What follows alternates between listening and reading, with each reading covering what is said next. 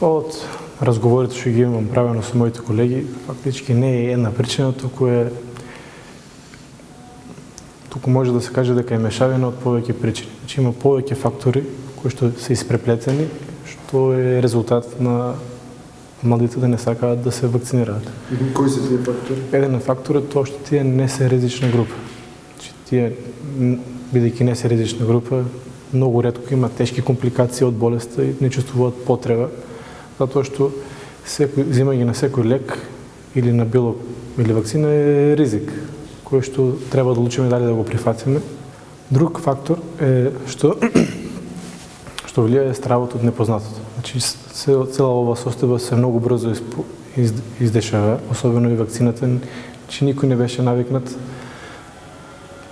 затоа што во историјата обично треба период околу 10 години за да се добие добар резултат или вакцина, а сега таа излезе за помалку од 1 година, и што покрева сомнеш, што е ова што ни става, дали е добро, дали ќе има компликации во иднина, значи тоа е еден од стравовите. Другиот страв е тоа што иако нема многу докази, туку што оваа вакцина не е перфектна. А за тоа што не е перфектна, таа може да овозможи вирусот да мутира, бидејќи и вакцинираните можат да го земат, да се заразат, и тој да мутира, но тоа не е докажано, но како мислење постои помеѓу младите. Друга една теорија што имам слушнато е за antibody dependent enhancement.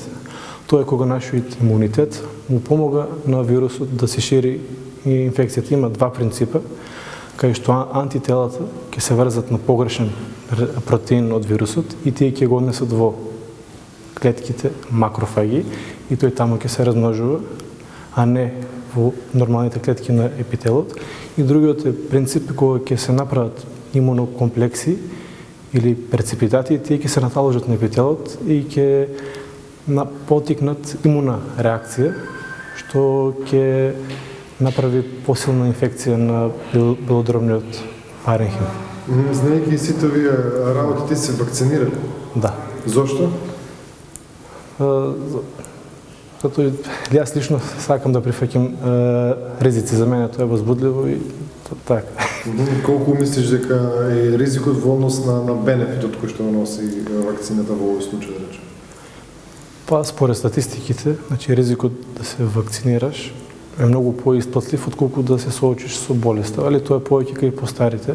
Младите не се добро информирани, тие читат статуси на Facebook, Twitter, и тоа е затоа што тие статуси се напишени на одреден стил, кој што ги допира луѓето, и односно тоа на како ги привлекува нивното внимание, и како во стилот на теорија на заговор, сите знаеме дека тие се многу прилични, а тоа е затоа што човекот има природен еволутивен феномен, тоа е да се сомнева во непознатото, затоа што доколку се сомневаме во непознатото и го гледаме како опасност, имаме поголема шанса да преживееме, отколку да не му даваме внимание и доколку стварно опасно, тогаш тој ќе настрада.